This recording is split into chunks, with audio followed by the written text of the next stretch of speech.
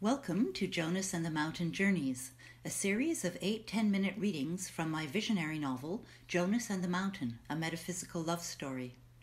I'm your host, author Janis Harper. In this segment, Press Pause with Anamika, I'll be reading in Anamika's voice from the chapters where she is giving her teachings and offering activities to her students as a way to bring her teachings home. You'll discover ways to engage with your own body's healing, your past lives, your relationships, and other intriguing areas of self-exploration.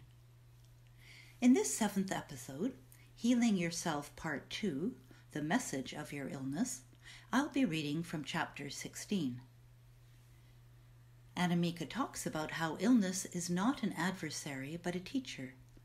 It is not something to fight, but something to learn from. Your illness is calling your attention to something. She shows you how you can heed its messages and engage in the personal exploration it offers. The medicine is in the illness. If you choose to participate in the expressive arts activity, all you need is pen and paper. Press pause in your day, in your life, and listen into yourself.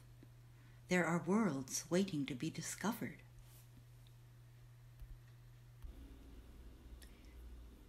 When you're ill, the illness is what you need right now. You have brought it into your life for an intimate, important purpose. Even if there is great pain and suffering, here is something for you to explore, to engage with, to learn from. Your illness is calling your attention to something. Sometimes it is simply reminding you to turn your focus inward, to honor a life transition by slowing down. Sometimes it is asking you to do something more difficult, to shift perspectives about something. Other times it is asking nothing less than an overhaul of your entire belief system. It is asking you to change your perceptions about yourself and the world, to create new interpretations, new neural pathways, a new life. Often it is doing all of these. As I'm sure you know, it's not uncommon for those who've recovered from a lengthy, serious illness to be grateful for it, for what it taught them. One is never doing battle with an outside force bent on destruction. As a common well versus sick analogy goes, there's that positive and negative ruse again.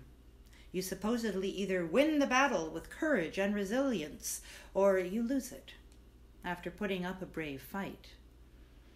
The big C is a common conqueror in this scenario.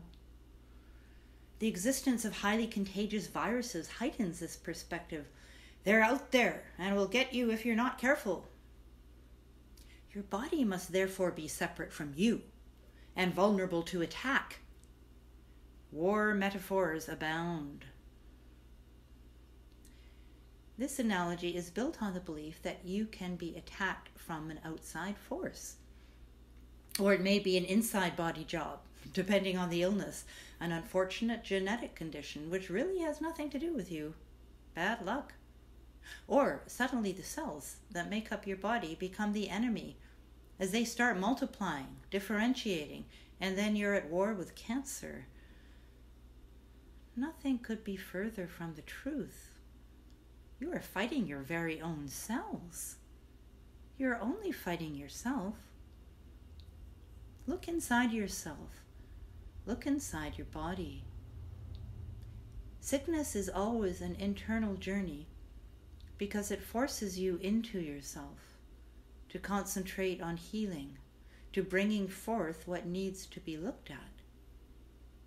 This is true whether it's a cold, a stubbed toe, a car accident injury, a contagious virus, or cancer.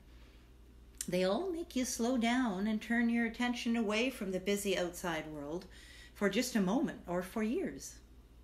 Of course, you can take vitamin C for a cold, breathe through the passing pain of a stubbed toe, get a cast for a broken leg, vaccine for the virus, chemo for cancer, and you may very well get better. These treatments are one culture's ways to heal. And you have invested energy and belief in these cures, in these visions. The physical is a manifestation, whether it's the sickness itself or the means of addressing it. Medical treatments are often successful because they allow the patient to surrender to something perceived as outside of themselves, and to thus help them release their fear, to feel looked after in good expert hands.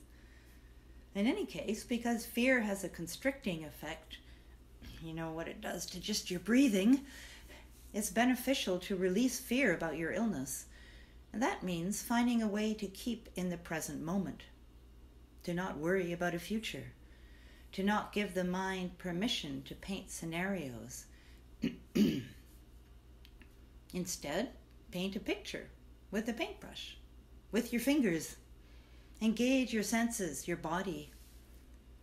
You can also heal by chanting Om and breathing fully, or doing whatever kind of activity feels good to you, like gentle yoga, or stretching, or singing, or dancing, taking a bath, giving yourself a little massage, and resting, letting your body do its own work.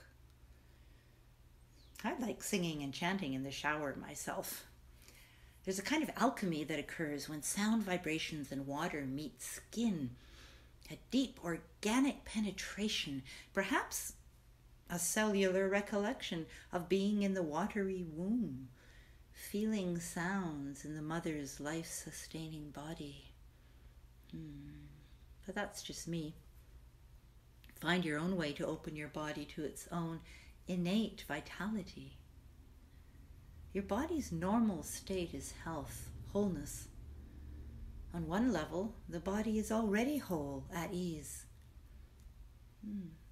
The disease exists because there is something you need to do now for yourself, for your ever-widening capacity to grow and learn and rediscover who you are. Sickness is an opportunity. Take it. Here's a creative activity that may help promote wellness. You can do it right now, even though you may be feeling good at the moment, or come back to it when you need it. Make yourself comfortable. Now, turn your focus on wherever you feel discomfort. Maybe your chest, your sinuses, leg, hip, your guts, your head. Go inside of it. Experience the feelings there as fully as you can.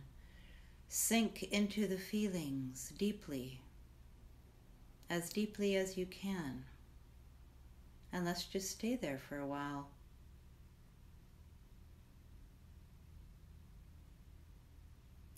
Let whatever images that are there come forth.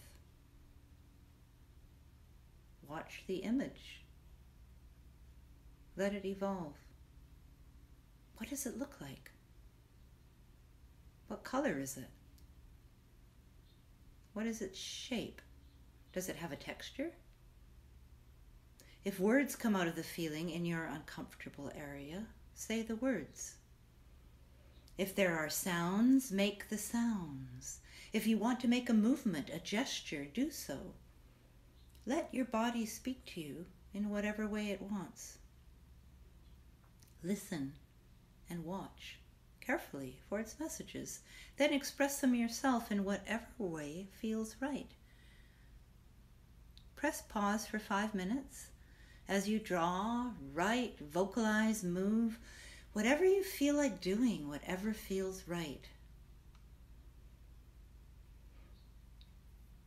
Now, breathe fully. Feel the breath throughout your entire body. Concentrate on your full breath. Let's breathe together.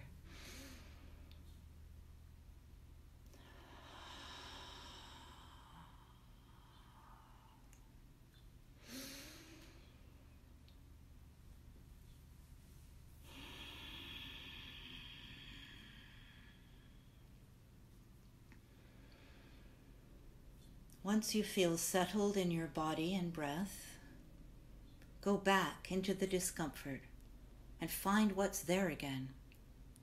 See if it has changed. Has its shape or color changed? Its texture? What sounds or gestures do you want to make now? Alter the expression you made before to reflect this new state. See? There's already transformation occurring, just through your loving attention and expression. Press pause for 5 or 10 minutes to explore and express, and return.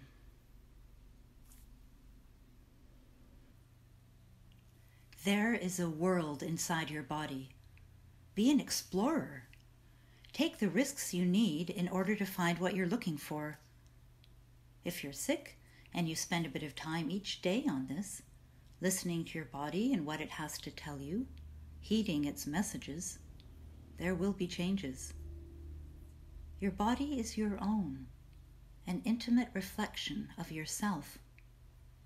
Your body is the best teacher there is for you. Why? Because it is you. You are you. The resolution to the problem is in the problem itself. The medicine is in the illness.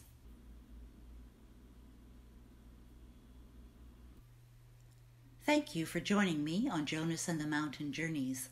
I'm your host, Janis Harper, author of the novel Jonas and the Mountain, a Metaphysical Love Story. You've just heard me read from chapter 16, where we learn from Anamika about heeding the message of your illness as a way to heal.